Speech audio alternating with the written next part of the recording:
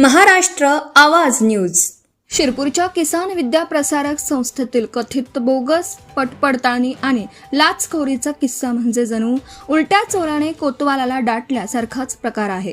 शिक्षण विभागाच्या दप्तरी तक्रार दाखल होऊन अनेक दिवस उलटले तरीही संबंधित अधिकाऱ्यांच्या टेबलावर फायली एवढ्या हळूहळू सरकत आहेत की जणू त्या एसी ट्रेनमधून नव्हे तर चालत चाललेल्या पायी प्रवाशासारख्या प्रवास करत आहेत.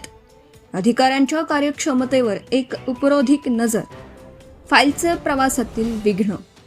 तक्रारदाराने 4 ऑगस्ट रोजी नाशिकच्या उपसंचालक कार्यालयात जाऊन पुराव्यानिशी अर्ज दिला. पण अधिकाऱ्यांच्या दृष्टीने हा अर्ज म्हणजे एखादा गुप्त ठेवा असावा, ज्याला उघडण्यासाठी विशेष मुहूर्त किंवा मंत्र म्हणावा लागतो. चौकशीचा स्पीड गोगलगाय गती. 25 ते 30 लाखांची नोकरी आणि बोगस पटपडताळणीचे आरोप झाल्यानंतर यंत्रणेने तात्काळ चक्र फिरवणं अपेक्षित होतं. पण आमचे शिक्षण विभागाचे अधिकारी एवढे शांत आणि संयमी आहेत की त्यांना घाई गडबड करणं अजिबात आवडत नाही.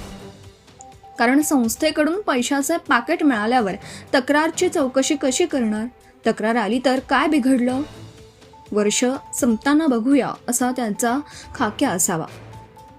सर्वसामान्य बेरोजगार तरुण जेव्हा नोकऱ्यांसाठी वनवन भटकतात आणि पैशांच्या जोरावर पात्र उमेदवारांवर अन्याय होत असल्याचे पुरावे देतात, तेव्हा हे अधिकारी त्यांना थेट नाही म्हणत नाहीत.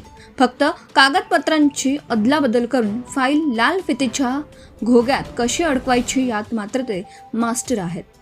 शिरपूर पॅटर्नच्या या कथित गैरव्यवहारात दोषींवर कारवाई होणार का, हा प्रश्न सध्या ऐरणीवर आहे. पण शिक्षण विभागाच्या या ढिसाळ आणि डोळ्यात झाक कारभारावरून असंच वाटतं की जोवर एखादी मोठी राजकीय भूकंप किंवा हायकोर्टाचा बडगा उगारला जात नाही तोवर हे अधिकारी कुंभकर्णाच्या झोपेतून जागे होण्याचं नावच घेणार नाहीत.